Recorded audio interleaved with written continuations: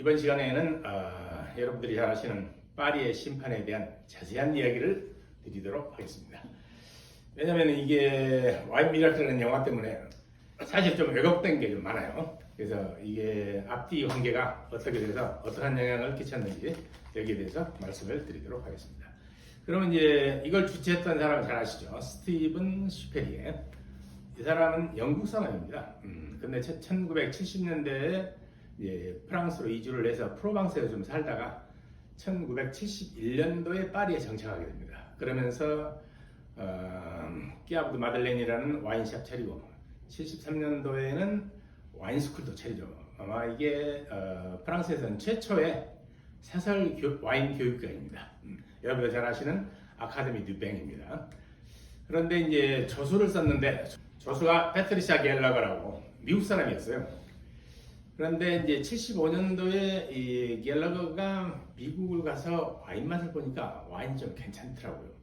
그래서 이걸 프랑스에 소개시키면 어떨까 이런 이제 아이디어를 갖고 이야기를 하게 됩니다. 그런데 마침 이때 와인스쿨 아카데미 듀뱅은 어떤 식으로 운영을 하고 있었냐면은 거기 금융과가 많이 있는데 거기서 영어로 강의를 했습니다. 근데 영어 강의가 먹히는 게 뭐냐? 그쪽에 이제 외국 사람들이 많아요. 그리고 이제 프랑스로 왔으면 와인도 좀 알아야 되고 또 프랑스 사람 입장에서는 이제 미국이 좀 잘 나가는 국가니까 영어를 배웠어도 미국에다 와인 팔아야 되니까 영어 강의가 그런 데로 이제 먹혀 들어갔죠. 그리고 캘리포니아를 비롯한 신세계 쪽에서 프랑스 사람들에게 이제 와인 맛이 어떤가 이걸 좀 물어보면은 다른 데가 다 무시를 한단 말이죠. 그때는 프랑스 사람들 입장에서는 프랑스 와인 외에는 와인으로 인정을 안 할 때입니다. 그래서 이쪽으로 가져오면은 정확하게 평가를 좀 해주기도 했죠. 사실 무통 로칠드 주인이었던 바론 필립 드 로칠드도 71년도에 캘리포니아에서 와인 좀 어떻게 좀 맛이 어떻습니까? 그러니까 코카콜라 냄새 나는데 뭐 이렇게 그랬단 말이죠. 그래서 너희들은 콜라나 만들 일이지 무슨 와인을 만드느냐 뭐 이런 뜻이 되지 않겠습니까? 뭐 그런 식으로 이제 유지를 하는데 마침 76년도가 미국 독립 200주년이 되던 해입니다. 그러니까 이제 패트리샤가 조수죠. 그냥 소개시킬 게 아니라 우리가 미국 독립 200주년을 기념을 해서 미국 와인을 소개시킨다는 핑계가 있으니까 그대로 합시다. 이제 이렇게 이제 하기로 했죠. 그러면서 날짜 정하고 장소 정하고 심사위원까지 다 정해놓고 미국을 가게 됩니다. 그래서 미국 가서 캘리포니아 가서 와인을 선정을 하는데 거기서 이제 레드 6종, 화이트 6종 이렇게 가져옵니다.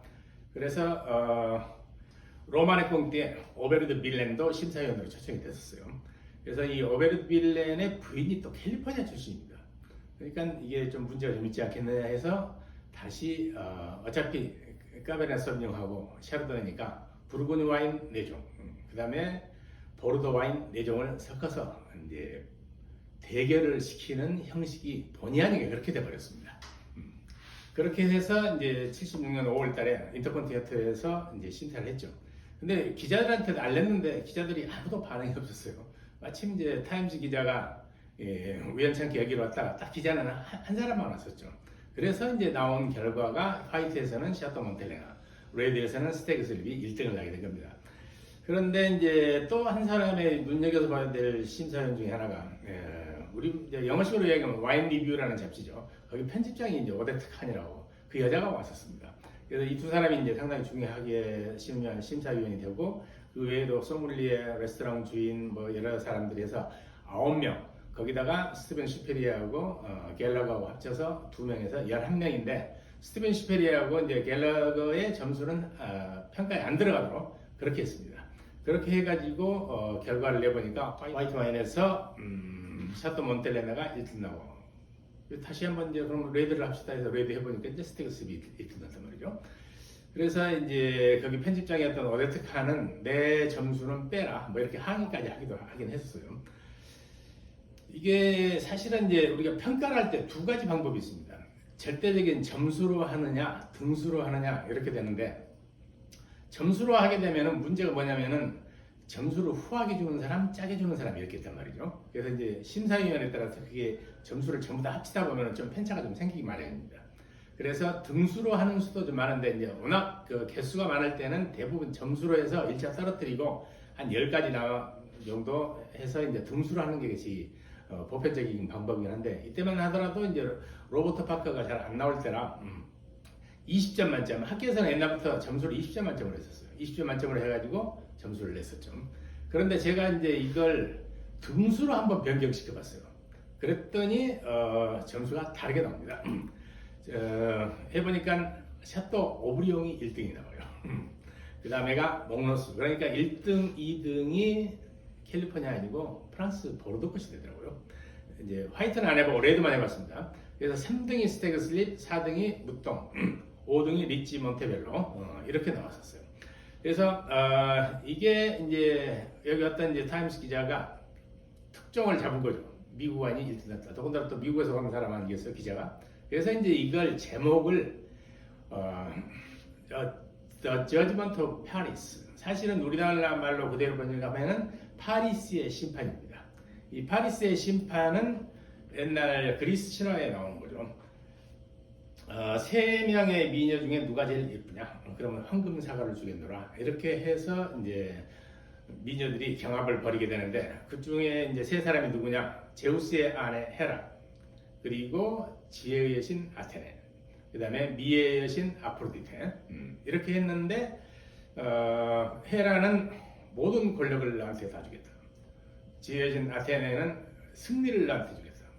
근데 미의 여신 아프로디테는 지상에서 가장 아름다운 여자를 주겠다. 이렇게 해서 심사위원인 파리스가 아프로디테 손을 들어주게 되는데 아프로디테는 그때 어떤 여자를 이야기했느냐? 현재 왕비입니다. 헬레네를 주게 된 거죠. 그래서 이제 이 파리스가 헬레네를 데리고 트로이로 가게 됩니다. 이게 이제 트로이 전쟁이죠. 마지막에 몽환하고 하는 게 바로 그겁니다. 그래서 이게 정식 제목이 The Judgment of Paris입니다. 이게 파리스의 심판. 근데 파리스가 프랑스 수도인 파리하고 스펠링이 똑같습니다. S 발음 안 하니까. 그래서 그 제목을 그대로 이 76년 와인 심사에다가 붙인 거죠. 그래서 대히트를 쳤어요. 그런데 이제 보통 우리가 이게 이야기가 잘못 알려진 게 이제 와인 미라클이라는 영화 때문에 그런 얘기 하는데 이 와인 미라클 영화는 고집스러운 와이너리 사장이 끝까지 우겨가지고 이렇게 프랑스 가서 1등 난다 하는데 사실 1등 난 스테그스 립이 됐든 샤또 몬텔라나 됐든 여기 당사자들은 자기 와인이 파리 가서 그런 행사를 하는지도 몰랐었어요. 나중에 연락 와서 이제 알았습니다. 그런데 이 버틀샥이라고 하는 게 원래 이제 원 제목의 영화인데 이게 와인 미라클에서 우리나라에서 이제 제목이 좀 바뀌긴 했어요. 버틀샥 하면은 버틀의 쇼크 해가지고 와인 양조 전문 용어입니다. 이게 병에 와인을 집어넣어서 몇 개월 동안 와인 색깔 화이트가 약간 핑크빛으로 좀 변하면서 맛이 좀 심심해지는 경향이 있어요. 보통은 버틀 시크니스라고 합니다. 그 전문 용어를 썼는데 우리나라에서는 이상하게 제목이 와인 미라클 이렇게 이제 바뀌었죠. 그래서 이 와인 미라클을 주제로 해서 우리나라에서는 이 샤또 몬텔레나를 해서 당시 와인 메이커였던 그르기치라는 크로아티아 사람 이걸 해서 책도 좀 만들었습니다. 자서전을 이번에 번역해서 이제 나왔었죠. 기적의 와인에서 기적자는 붙이긴 했습니다. 그래서 이 파리의 심판의 의미가 이제 뭐냐? 이게 76년도만 이야기를 들었지만은 2006년도에도 다시 한번 하긴 했죠. 그때는 이제 등수가 약간 좀 바뀔 뿐이지 1등부터 5등까지 전부 다 미국 와인이 차지하게 됩니다. 그래서 76년도에 파리의 심판에서 얻은 게 뭐냐면은 다른 나라 와인들도 프랑스와 대결할 만하다. 우리도 할 수 있다. 이런 계기가 된 게 가장 큰 것이라고 이렇게 볼 수 있습니다. 물론 블라인드 테스트하면 사람들이 잘 모릅니다. 이건 뭐 어떻게 우열을 가릴 수가 없는 거예요. 블라인드 테스트는 절대적으로 상표보다는 맛으로 평가를 하기 때문에 아무리 비싼 와인이라도 뒤로 쳐질 수 있고 그 결과는 알 수가 없게 되는 겁니다. 그렇기 때문에 여러분들도 혹시 블라인드 테스트 하자면은 절대 하지 마십시오. 와인점 한다 하면은 힘드니까 어쩌면 이게 3시까지 마셨다 이렇게 핑계대고 절대 합류해서는 안 됩니다. 그건 정말 알 수가 없습니다.